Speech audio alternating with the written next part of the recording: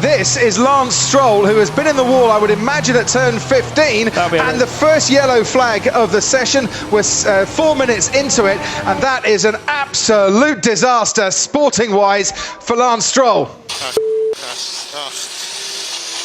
Sorry. And this is what happened to Lance Stroll at turn 15.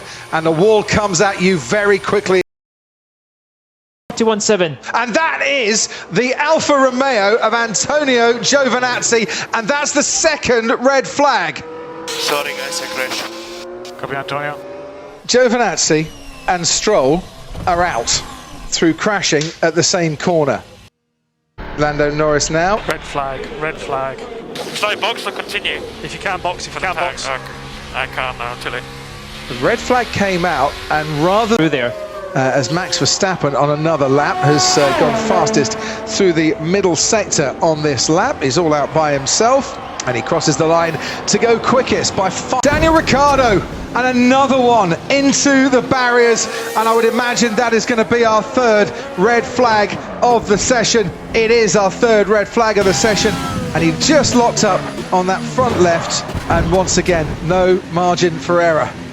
That will be Getting a really good tow behind Lewis Hamilton. There you can see the Mercedes in the distance. Charles Leclerc to the line with a 1:41.2. Now that's not a bad time at all, and matches Pierre Gasly, whose best qualifying in Formula One was last year when he was fourth for the Emilia-Romagna Grand Prix. If I was Franz Tost, I'd be telling Tsunoda, give him the biggest tow you're ever going to give him back out your lap.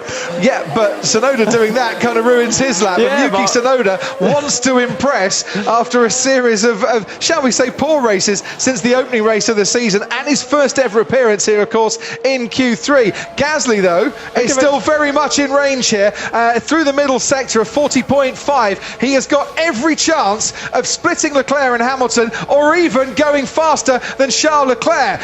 Lewis Hamilton, we've got Yuki Tsunoda and a red flag. So Yuki Tsunoda and also Carlos Sainz, they must have had it coming together. That's it for qualifying. Charles Leclerc, whose crash in Monaco last time out brought an abrupt end to qualifying and saw him on pole, will see himself on pole for a second race running. This time it's not his crash, it's his teammate who's involved with Yuki Tsunoda. So we're on board now with Yuki Tsunoda. First time ever in Q3. It's too late. It's too late before he even goes on the brakes. Pushing too hard. But what happened then to Carlos Sainz, I wonder, who would have been behind Yuki Tsunoda? He then locks up and slides his way. That'll be a gearbox as well. Oh. This guy crashes ahead of me. I just lost the pole.